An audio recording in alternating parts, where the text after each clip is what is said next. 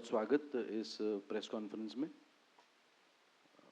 मैं संस्कार भारती कोंकण प्रांत का अध्यक्ष हूं और मराठी नाटकों में, मराठी सिनेमा में अभिनेता रह चुका हूं काफ़ी सालों तक।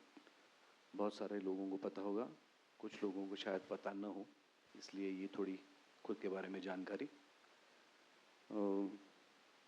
कन्वीनर के तौर पे इस वर्ष का जो ये सिने टॉकीज़ का जो कार्यक्रम है वो मैं हैंडल करने वाला हूँ। तो ज़्यादातर टेक्निकल बातें जो हैं इसको ऑर्गेनाइज़ करना, आपके सामने अच्छी चर्चा पेश हो, इस लिहाज से जो कुछ ज़रूरी है वो करना, उस पर चर्चा करना। सो ये बैकस्टेज वाले जो काम है उसमें थोड़ा ज़्यादा मैं लगा हूँ। और हमारे जो पेट्रन्स हैं जिनमें से दो आज यहाँ पे उपस्थित हैं, विपुल शाह और भारती प्रधान जी, तो ये भी रिप्रेजेंट कर रहे हैं। और इस सेमिनार में बहुत अच्छे डिस्कशंस एक्सपेक्टेड हैं, जिनके बारे में शायद इनको पत्रिका दी गई है, सबको मिला है ना? शायद मिलेगा वो भेजा जाएगा आपको, जिसमें जो विषय है, क्योंकि 13 तारीख को शाम को 5:30 बजे इसका इनॉग्रेशन होगा। इनॉग्रेशन होने के बाद 14 तारीख को 3 सत्र होंगे, जिन 3 सत्रों में डिस्कशंस होंगे अलग अलग विषयों पर, और 15 तारीख को फिर से 2 सेशंस होंगे और शाम को कल्मिनेशन होगा। तो इस तरह से ये प्रोग्राम आयोजित किया गया है और संस्कार भारती की तरफ से और एनएससी के सहयोग से ये बहुत अच्छा कार्यक्रम यहाँ पे आपके सामने प्रस्तुत होने जा रहा है। तो इसका ज़्यादा से ज़्यादा लाभ उठाएं। इसमें रजिस्ट्रेशंस भी शुरू हो गए हैं और अच्छा रिस्पांस भी मिल रहा है। अखिल भारतीय स्तर पर बहुत सारे लोग, बहुत सारे सिनेकर्मी जो हैं वो इसमें सहभागी होंगे और उनके मन में जो सवाल होंगे उसके उत्तर भी शायद मिलेंगे, चर्चा भी अच्छी होगी। एंड वी एक्सपेक्ट कि जो संस्कार भारती का उद्देश्य है स्व की तरफ जाना, यानी कि भारत के दृष्टि से जो चीज़ें या जैसी फिल्म हम लोग सोच रहे हैं वैसी फिल्म को लोगों के सामने लाना, इस पर चर्चा होगी। और शायद आगे चल के हमें और ज़्यादा फिल्में इस तरह से दिखेंगी, क्योंकि हमें किसी पर वर्चस्व दिखाना नहीं है, पर जगत गुरु कहा जाता है भारत को, भारत देश को। तो उसी लिहाज से हम फिल्म इंडस्ट्री में भी रहें, यही अपेक्षा है। तो मैं एक्सपेक्ट करता हूँ कि ये 3 दिनों में ये सत्र जो है वो बहुत अच्छी तरह से चले और अच्छा इसमें अच्छी चर्चा हो। अब मैं चाहता हूँ कि विपुल जी और भारती जी भी अपना कहना आपके सामने रखें। इतना ऐड करूँगी कि जो टॉपिक चुना गया है इस बार डिस्कशन के लिए, from woods to roots, I think that sums up everything, because हम लोग इतना बांट चुके हैं ना। We have Tollywood, Mollywood, Bollywood, we have so many woods. तो सबको अभी टाइम आ गया है कि सबको एक अम्ब्रेला के नीचे आना चाहिए और उसे भारतीय सिनेमा कहना चाहिए। तो मुझे खुशी है कि आप लोगों ने ये टॉपिक चूज़ किया, बिकॉज इसी डिस्कशंस और चर्चा जो करेंगे इसी में I think will be able to बहुत आगे जाना ज़रूरी है और जा सकते हैं ऐसे डिस्कशंस से। तो I think the topic we have chosen this time is excellent. Sunil ji, Bharati ji, आप सब थैंक यू वेरी मच। आप सब यहाँ आए। बॉलीवुड शब्द से पूरी इंडस्ट्री को तकलीफ है और ये बात हमारे सबसे आइकॉनिक सदी के महानायक अमिताभ बच्चन जी भी बहुत बार बोल चुके हैं और भी बहुत सारे मंचों पे इसका बहुत प्रखर तरीके से विरोध किया गया है। तो हमारी एक ही रिक्वेस्ट मीडिया से है, अगर आप इसे बॉलीवुड कहना बंद कर देंगे तो ट्रस्ट मी ये बॉलीवुड शब्द ख़त्म हो जाएगा और वो बॉलीवुड हुआ तो टॉलीवुड हुआ तो कॉलीवुड हुआ, ना ऐसा कुछ है, ना ऐसी कोई बात है। भारत का सिनेमा एक ही सिनेमा है। और मैं आपको बताता हूँ कि जब हम आज भी जब हमारे साउथ के मित्रों से बात करते हैं, तो कई लोग हैं जिन्होंने मुझे कहा है कि हम तो बच्चन साहब की जो पुरानी पिक्चरें थी उसी को इंस्पिरेशन रख के हमारी फिल्में लिखते हैं और वो फिल्में इतनी सक्सेसफुल होती हैं। तो एक आज साउथ बहुत ज़्यादा सक्सेसफुल है, लेकिन वो देखिए आयरॉनिकली नंबर्स की बात कर रहे थे हम, अरुण जी ने भी ये बात का जिक्र किया, लेकिन पुष्पा 2 ने जो नंबर्स अचीव किए हैं वो सारे रिकॉर्ड ब्रेकिंग नंबर हिंदी में से आए हैं। साउथ के नंबर्स उनके रिकॉर्ड ब्रेकिंग होंगे, पर हिंदी के नंबर रिकॉर्ड ब्रेकिंग हैं। तो ये एक बात सिर्फ यही साबित करता है कि सारा भारतीय सिनेमा एक है, and that is why woods to roots is the right theme. और बाकी भी बहुत इंटरेस्टिंग टॉपिक्स हैं जिनके ऊपर बात होगी, बहुत अच्छी चर्चा होगी। और बहुत जो नए हैं सिनेमा की दुनिया में आना चाहते हैं उनको एक नई दिशा मिलेगी, ऐसा प्रयत्न होगा, क्योंकि जो स्पीकर्स हैं उनमें बहुत सारे बहुत प्रखर नाम हैं और वो बहुत एक्सपीरियंस लोग हैं। वो अपने ज्ञान को जब लोगों के साथ बांटेंगे तो हमें लगता है कि जो नए लोग हैं जो सिनेमा में अभी आए हैं या आना चाहते हैं उनके लिए ये बहुत फ़ायदे का होगा। और जब एक सिनेमा की कम्युनिटी में एक जागरण होगा तो धीरे धीरे पूरे देश में उसका असर दिखाई देने लगेगा। ये जो मूल आशय है ये मुझे लगता है बहुत ही अच्छा और बहुत नेक आशय है, तो इसका फ़ायदा ज़रूर हमें मिलेगा। तो मुझे लगता है कि ये सिने टॉकीज़ हर साल ऐसे ही बहुत अच्छे टॉपिक लेके आए और एक जागृति पैदा हो, तो मुझे लगता है कि एक सार्थक प्रयास होगा। Thank you. विपुल जी जो कह रहे थे, I just want to add to that कि मैं 50 साल के ऊपर I have been a journalist, कई मैगजीन्स के संपादिका, have been an editor of a very long time, Star and Style, movie magazine, Film Street Journal, I mean you name ले name it, and I have edited Savvy, I have edited a lot of these magazines. लेकिन मैंने 50 साल में मैंने एक बार भी बॉलीवुड का नाम कभी लिया नहीं। I have always called it Hindi film industry और हिंदी सिनेमा।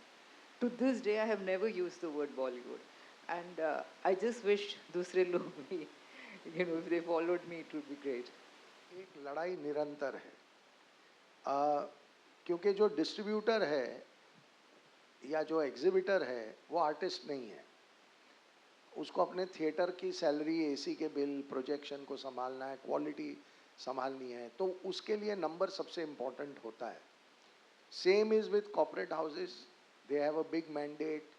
कई पब्लिक लिमिटेड कंपनियां होती हैं तो उनको अपनी बैलेंस शीट्स का देखना ज़रूरी होता है।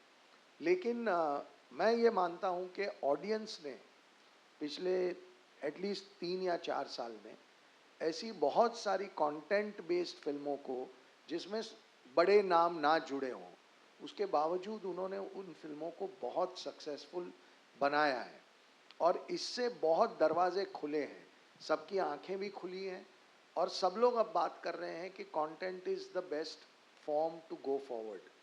और अगर आप देखेंगे, मैं जैसे आपको कहूँ कि इसी साल एक बहुत छोटी फिल्म आई थी मुंजिया, और वो बहुत चली। वो फर्स्ट टाइम डायरेक्टर था, फर्स्ट टाइम एक्टर था, एक बहुत सीनियर प्रोड्यूसर थे, पर उसके अलावा टीम में कोई ऐसे बड़े नाम नहीं थे। उसके बावजूद उस फिल्म ने ब्लॉकबस्टर बिजनेस किया। करेक्ट। तो वो एक बहुत बड़ा साइन बार बार हर साल लोगों को मिल रहा है। हमने जब केरला स्टोरी रिलीज की थी तो किसी को नहीं पता था कि ये ऐसा बिजनेस होगा, या वैसे कश्मीर फाइल, बहुत सारी फिल्में हैं। तो धीरे धीरे लोग ये मानना अब शुरू कर चुके हैं कि कंटेंट का कोई ऑप्शन नहीं है। और जब एग्जिबिटर्स होते हैं या डिस्ट्रीब्यूटर्स होते हैं या कॉर्पोरेट हाउसेस होते हैं, जब वो देखते हैं कि ये कंटेंट बेस्ड फिल्में अनएक्सपेक्टेड नंबर्स कर रही हैं, तो फिर उनका भी झुकाव उधर आना शुरू हो जाता है।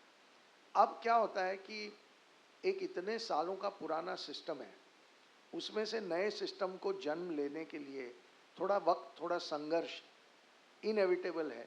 हम सब उस दौर से गुजर रहे हैं जब हम सब अलग अलग किस्म के संघर्ष कर रहे हैं कि कैसा सिनेमा बनना चाहिए, क्या स्टार कास्ट होनी चाहिए, कंटेंट कितना इम्पोर्टेंट है, वगैरह वगैरह।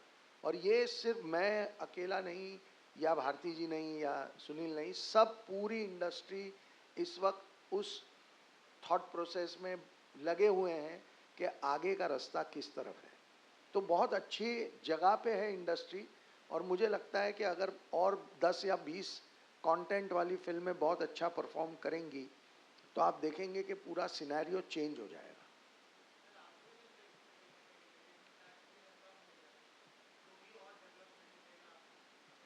देखिए, एंटरटेनमेंट टैक्स स्टेट वाइज लगाना कुछ स्टेट्स ने चूज़ किया है, बट अदरवाइज जीएसटी के आने के बाद एंटरटेनमेंट टैक्स जा चुका है।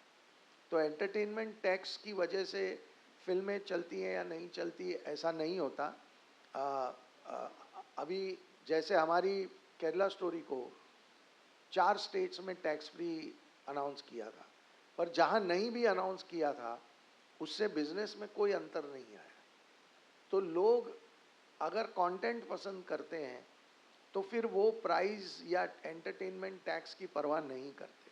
और अभी तो एक्चुअली एंटरटेनमेंट टैक्स बहुत कम स्टेट्स में कहीं कहीं लगाया जाता है, बट अदरवाइज जीएसटी के आने के बाद वो ख़त्म हो चुका है।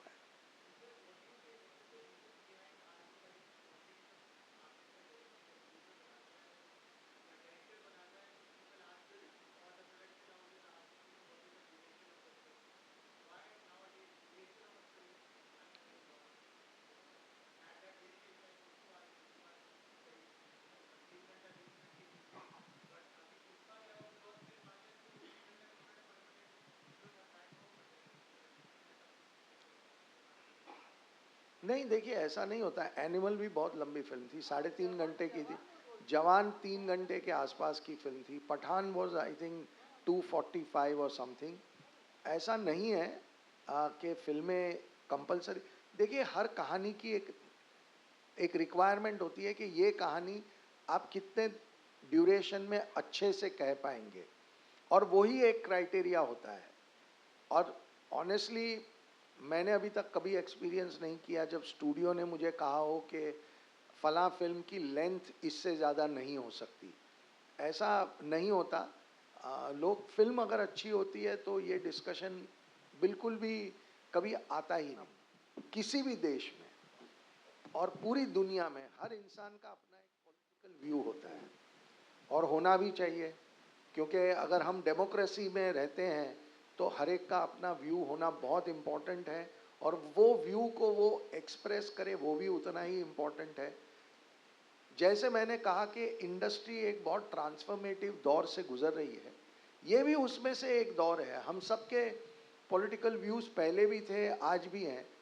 सोशल मीडिया के आने के बाद लोगों ने अपने पॉलिटिकल व्यूज़ के ऊपर कमेंट करना शुरू किया, तो सडनली लोगों को रियलाइज़ हुआ कि अरे यार, हम तो फिल्म इंडस्ट्री वाले हैं या आर्टिस्ट हैं, हम क्यों ये कर रहे हैं।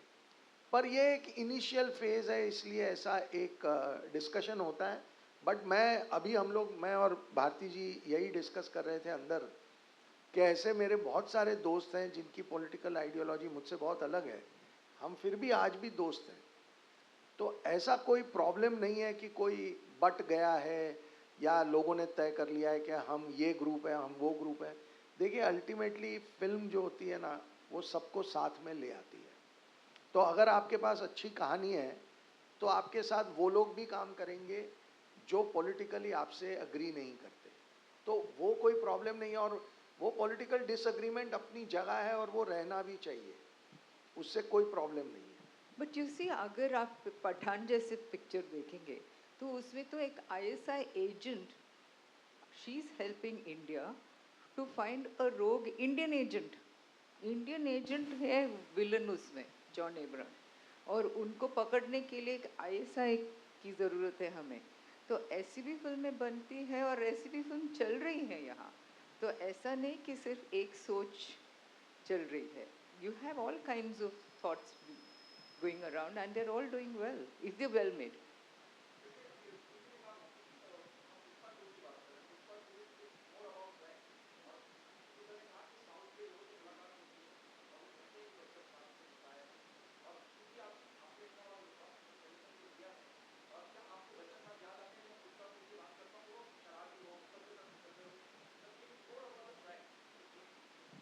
स्वैग तो हमेशा रहा है हमारे फिल्म्स में.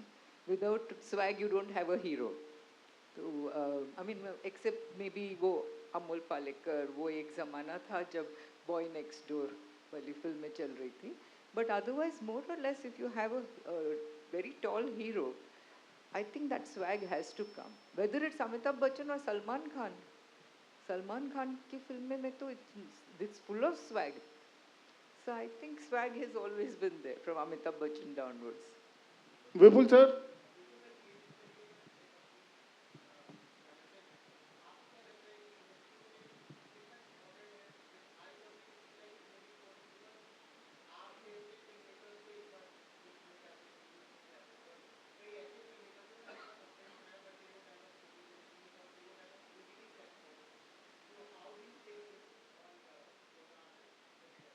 देखिए, मैं मानता हूँ कि ये सिर्फ बिजनेस के पॉइंट ऑफ व्यू से नहीं है. ये सिनेमा और समाज को जोड़ने का काम करता है सिने टॉकीज. हमारे समाज में और हमारे सिनेमा में कोई अंतर है तो उसे मिटाने के लिए एक बहुत कॉन्क्रीट कंस्ट्रक्टिव एफर्ट है, जहाँ हम कई बार हम जो नए लोग आते हैं इंडस्ट्री में उन्हें एक सही पर्सपेक्टिव नहीं पता होता, तो वो एक गलत थियरी को लेके गलत रास्ते पे चले जाते हैं. पर अगर सिने टॉकीज जैसा कार्यक्रम हर साल हो और उन नए लोगों को सही रास्ता देखने मिले, उन्हें समझ आए कि सही रास्ता क्या है, तो 5 साल के बाद 10 साल के बाद आप इसका एक जो इम्पैक्ट सिनेमा पे देखेंगे और सिनेमा के थ्रू समाज पे देखेंगे, वो एक बहुत बड़ा कंट्रीब्यूशन होगा सिने टॉकीज का, संस्कार भारती का. तो मुझे लगता है कि ये एक बहुत ही महत्वपूर्ण एक्टिविटी है. और जैसे कि अभी सुनील ने कहा कि हर 2 साल में होती है, मैं तो कहता हूँ हर 6 महीने में होनी चाहिए, ताकि हम ज़्यादा जल्दी, ज़्यादा तेज़ी से हम लोगों को एक सही पहचान अपने देश की, हमारे समाज की, सिनेमा के ओर हमारी रिस्पॉन्सिबिलिटी की, हम उनको जल्दी से जल्दी सिखा सकें. एक उन कब से राह देख रहे हैं, तो एक सवाल उनको पूछने दीजिए प्लीज. विपुल सर, मेरा सवाल आपसे है. मेरा मानना है कि आज का जो फिल्मकार है कहीं ना कहीं मर्यादा भूल रहा है, लिमिटेशन भूल रहा है. फिल्म कमर्शियल एंगल से वो ज़्यादा सोचता है बनाने से पहले. भरपूर एक्शन, भरपूर सेक्स ये दिखाने की कोशिश की जा रही है. और साथ ही मेरा एक सवाल और भी है कि जो आज सोशल मीडिया के दौर पर जो यूट्यूबर्स हो या जो मोबाइल के थ्रू फिल्में बनाते हैं, क्या आप उनको भी फिल्मकार मानते हैं? क्या आपको नहीं लगता इन मुद्दों पे भी चर्चा होनी चाहिए सिटी टॉकीज 2024 में? देखिए, हर मुद्दे पे चर्चा होनी चाहिए, लेकिन 2024 का एजेंडा फिक्स हो चुका है. मे बी नेक्स्ट एडिशन में ये मुद्दा आएगा. रहा सवाल एक्शन या वायलेंस या सेक्स का, देखिए इसका ना एक बड़ा अजीब रिलेशनशिप है.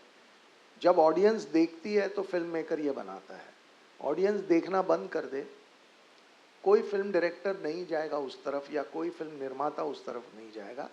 मैं पर्सनली किसी के ऊपर कोई जजमेंट पास नहीं करता कि किस फिल्म निर्माता को क्या करना चाहिए या किस डायरेक्टर को किस टाइप की फिल्म बनानी चाहिए. इसमें वो सबका अपना स्वतंत्र अधिकार है, और हर इंसान वही फिल्म बनाने की कोशिश करता है जो उसे लगता है कि ऑडियंस बड़े नंबरों में देखेगी. और हकीकत यह है कि अगर ऑडियंस इस टाइप की फिल्में जो हैं वो अगर देख रही हैं, तो फिर वो फिल्म निर्माता या फिल्म निर्देशक गलत नहीं है, वो सही है अपनी जगह, क्योंकि ऑडियंस वो चाहती है. सेकेंड थिंग इज, हमारी फिल्मों में जितना वायलेंस हमारी फिल्मों में हम दिखाते हैं, कोरियन फिल्मों में अगर आप देखेंगे वायलेंस, तो आप शायद पूरा सीन देख भी नहीं पाएंगे, आंख बंद कर लेंगे. और मैं आपको एक बहुत इंटरेस्टिंग रिसर्च बताता हूँ. अभी एक रिसर्च हुआ कि बोरीवली से चर्चगेट जाती हुई ट्रेनों में और वापस आती हुई ट्रेनों में आप देखते हैं अक्सर लोग फ़ोन पे हेडफोन लगा के फिल्में देख रहे होते हैं, कंटेंट देख रहे होते हैं. तो एक सर्वे हुआ कि वो क्या कंटेंट देखते हैं, और आपको जान के ताज्जुब होगा कि 70% ऑडियंस कोरियन सिनेमा देख रहा था. तो उनको हमारा वायलेंस बहुत माइल्ड लगता है, उनको वो वायलेंस करेक्ट लगता है। तो अब आप बताइए कि अगर एक आदमी कोई रिवेंज की स्टोरी या वॉर की फिल्म बना रहा है या कोई इंडिपेंडेंस रिलेटेड कोई फिल्म भी बना रहा है, तो वो वायलेंस को किस नज़रिए से देखे? क्योंकि ऑडियंस तो अब कोरियन सिनेमा टाइप का वायलेंस देखना चाहता है। तो ये दुविधा देखिए, यही जो है ना समाज और फिल्म मेकर के बीच में ये एक कम्युनिकेशन बनना चाहिए, ताकि वो हमें अच्छे से समझे, हम उन्हें अच्छे से समझे। और ये जो कड़ी है, इसमें Cine Talkies is a very important factor. ऐसे जब सिने टॉकीज जैसे अच्छे प्रोग्राम होंगे तो ये कम्युनिकेशन इम्प्रूव होगा, कड़ियाँ जुड़ेंगी, तो फिर ये कंप्लेंट्स जो हैं फिल्मों से या वेब शोज से वो अपने आप कम होना शुरू हो जाएंगी। और सबसे इम्पॉर्टेंट बात, जो नई जनरेशन के डायरेक्टर्स या प्रोड्यूसर्स आए हैं, जिनकी बहुत सारी अपब्रिंगिंग हॉलीवुड या इंटरनेशनल सिनेमा पे हुई है, उनका चॉइस है कि वो वही सिनेमा ज़्यादा पसंद करते हैं, तो फिर उनकी सोच उस ढांचे में कहीं ना कहीं ढल जाती है। बट यही सारे फिल्म मेकर थोड़े मैच्योर होते हैं और वो समझने लगते हैं कि भारत वो देश नहीं है, भारत में संस्कार, मर्यादा, इनकी बहुत वैल्यू है, और वो धीरे धीरे सब चेंज हो जाता है। तो ये कम्युनिकेशन के लिए और इस संवाद के लिए सिने टॉकीज जैसा प्लेटफॉर्म बहुत उपयोगी साबित होगा हमारी पूरी इंडस्ट्री के लिए और समाज के लिए। कहीं ना कहीं समाज में हमारा बहुत इम्पोर्टेंट रोल होता है, मेरा ऐसा मानना है। अक्सर हमने देखा है कि जो नेगेटिव चीज़ होती है काफ़ी तेज़ी से फैलती है। हम भी जब असाइनमेंट में जाते हैं, कोई पॉजिटिव स्टोरी होती है तो उसको ध्यान नहीं देता असाइनमेंट। अगर नेगेटिव स्टोरी होती है तो बहुत ज़्यादा उसका चाव होता है, उसके ऊपर बहुत सारी कवरेजेस आती है। तो क्या हम नेगेटिविटी को ही बढ़ाना हमारा मकसद है, क्योंकि लोग पसंद कर रहे हैं इसको। But what about films like लापता लेडीज?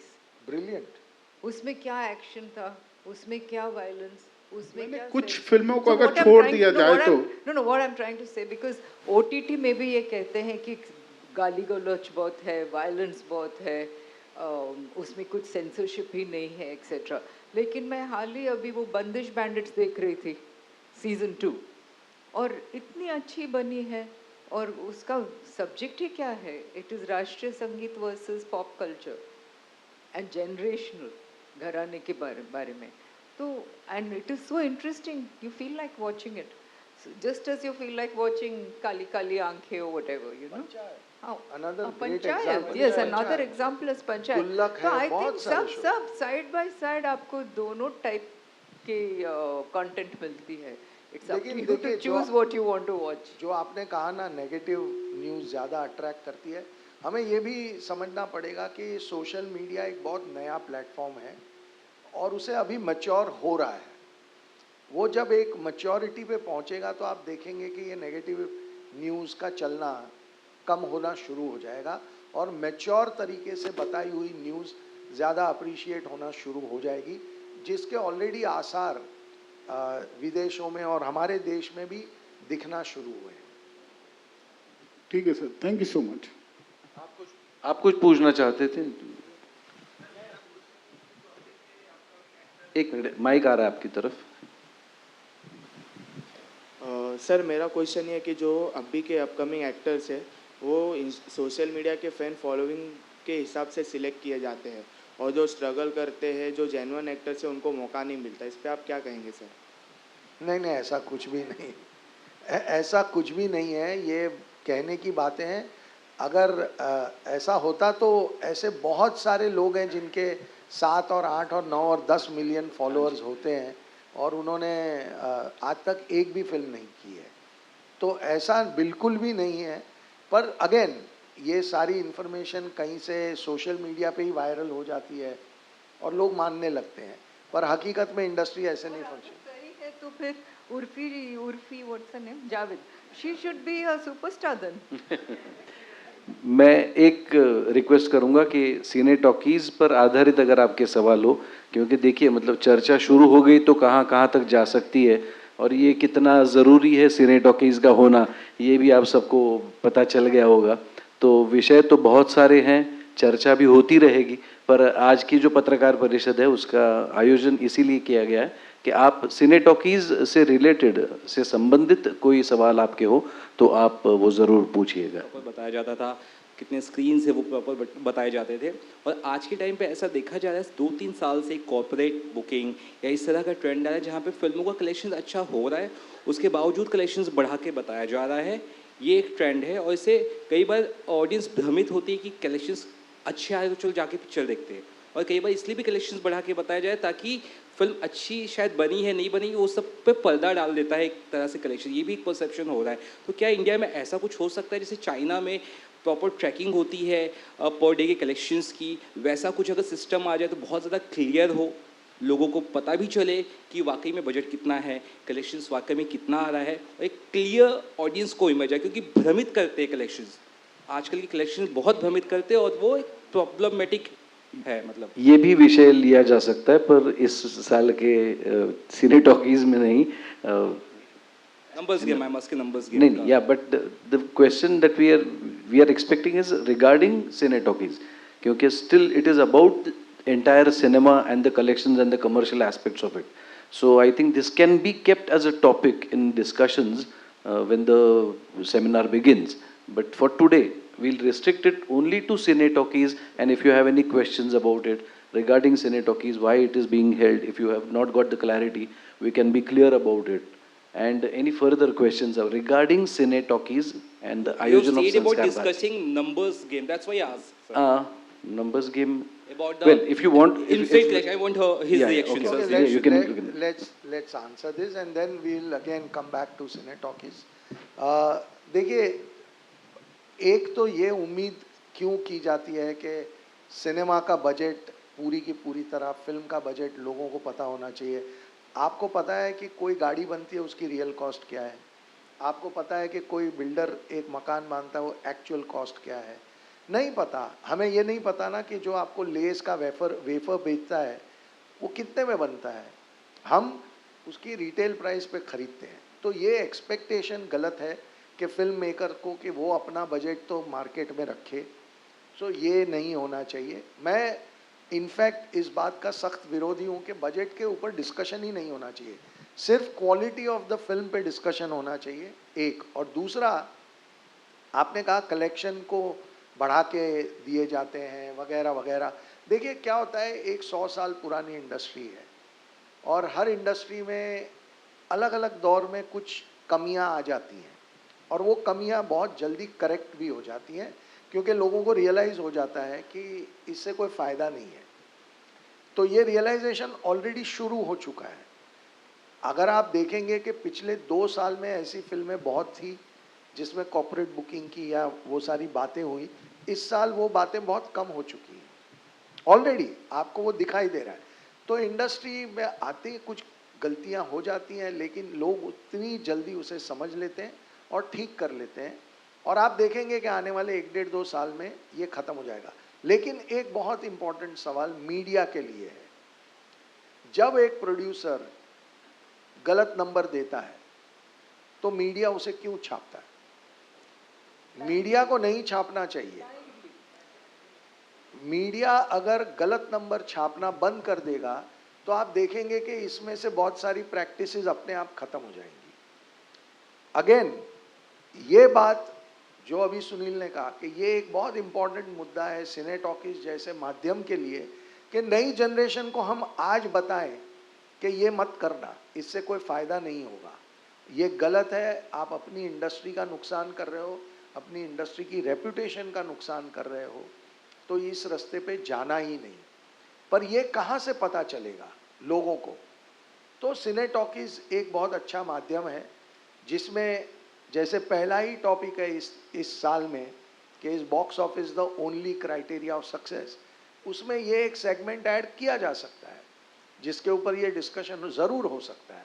और अगर ये होगा, अगर हम ये मुद्दा ऐड करेंगे और इस पर डिस्कशन होगा तो मुझे लगता है काफ़ी यंगस्टर्स के लिए एक बहुत अच्छा नॉलेज मिलेगा कि ये गलत रास्ता है, इस पर मत चलो। भारती जी, मेरा सवाल आपसे मैडम, आपने लगभग 50 सालों से फिल्म 50 से ऊपर। ऊपर उससे लगभग ज़्यादा ही कर रही हैं।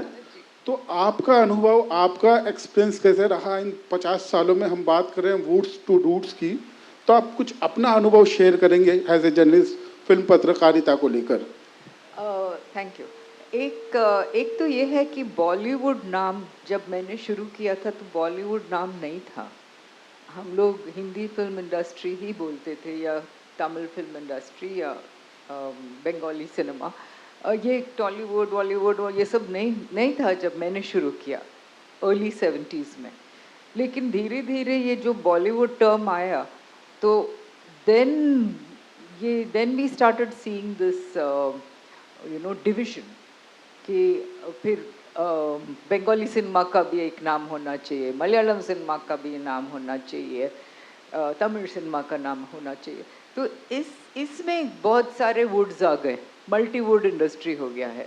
तो एक्चुअली उसको एक करने के लिए जो प्रयास कर रहे हैं हम लोग ये सिने टॉकीज में, I think it is very necessary, क्योंकि मैंने जो देखा है इतने सालों में, I have seen the way we have got divided. और ये अटेम्प्ट जो है कि हम लोग सब वो डिविजन्स को कम करके सब साथ में आए, ये बहुत ज़रूरी है। और मैं एक्चुअली सोच रही थी इस विषय पर कि how can we get rid of these divisions and how can we all come together. तो ये जो सिने टॉकीज कर रही है, आई थिंक दिस एक एक्सीलेंट प्लेटफॉर्म है शुरुआत के लिए। तो as a starting point I am very very happy that we are doing this. आपने जब जर्नलिज्म की शुरुआत की थी जी, तो पीआर एजेंसीज का कंट्रोल कितना हुआ करता था उस वक्त? पीआर एजेंसीज का कंट्रोल कितना हुआ करता था? बिल्कुल नहीं था। और आज क्या सिनेरियो देखती हैं आप? बिल्कुल उल्टा हो गया है, क्योंकि जब हम लोगों ने शुरू, वैसे ये सिने टॉकीज का कुछ कनेक्शन नहीं है, लेकिन मैं जवाब देती हूँ कि जब हम लोगों ने शुरू किया था तो पीआर्स वर डिपेंडेंट ऑन अस, कि वो लोग चाहते थे कि हम उनको कवर पे डालें, उनके क्लाइंट्स को कवर पे डालें। स्टार्स खुद बोलते थे कि हमको कवर पे आना है। और आप मतलब नोबडी विल अंडरस्टैंड दिस आज के ज़माने में, बट हमारा एक प्रिंसिपल था स्टार एंड स्टाइल में, हम कि अगर किसी की फिल्म आ रही है, समझ लीजिए विपुल जी की फिल्म आ रही है, तो डेफिनेटली हम उनके स्टार और उनकी जो हीरोइन है या उनका जो हीरो है या विपुल जी है, उनका इंटरव्यू नहीं छापेंगे, because it would amount to promotion of the film. इसलिए हम लोग ध्यान देते थे कि अगर कोई फिल्म रिलीज पे है तो उसके बारे में हम नहीं कुछ कवरेज करेंगे। तो वहाँ से आज देखिए, मतलब हम ऐसे स्थिति पे आ गए हैं जहाँ सिर्फ पीआरओस की चलती है और सिर्फ रिलीज़ के टाइम पे इंटरव्यूज़ देते हैं, रिलीज़ के टाइम पे सब कवर पे आएंगे, प्राइम टाइम में आएंगे। हाल ही में देख रही थी मनोज वाजपेयी डिस्पैच आ रही है तो वो सब प्राइम टाइम चैनल्स में आ गए हैं।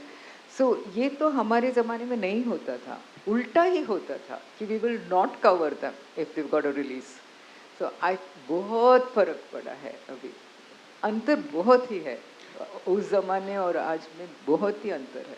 Thank you for asking me this question actually. अच्छा सुनील जी, ये यहाँ पे एंट्री कैसे होगी? 13, 14, 15 को कैसे लोग आएंगे? किस तरह से क्या पासेस बनेगी या कैसे क्या एंट्री से? जी, इसका रजिस्ट्रेशन होगा बाकायदा। तो रजिस्ट्रेशन के बारे में अरुण शेखर जी आपको जो इन्फॉर्मेशन चाहिए वो ज़रूर सप्लाई करेंगे। रजिस्ट्रेशन के लिए लिंक है, उस पर क्लिक करके आप रजिस्टर कर सकते हो। उसकी एक नॉमिनल फ़ी है, तो वो फ़ी पे करके आपको रजिस्ट्रेशन मिल सकता है। और ये पूरे इंडिया में कहीं से भी किसी को भी अगर आना हो तो वो रजिस्ट्रेशन करवा सकता है। पर अभी शायद थोड़ा सा लेट हो गया है क्योंकि उनकी निवास की व्यवस्था अब नहीं हो सकती है, but we started it long back और लोगों तक पहुंच गया है शायद। अजून काही बट अभी ये ऑनलाइन भी अवेलेबल है, मतलब नॉट रजिस्ट्रेशन, लेकिन रजिस्ट्रेशन अगर कोई ऑनलाइन देखना चाहते तो नहीं आ नहीं, सकता है। अभी तक मुझे पता नहीं, शायद बाद में होगा। बाद में अभी तो होगा। मतलब लाइव नहीं शायद हम लोग करेंगे वो। तो मतलब जिनको अटेंड करना है उनको आना पड़ेगा। स्पॉट रजिस्ट्रेशन भी है।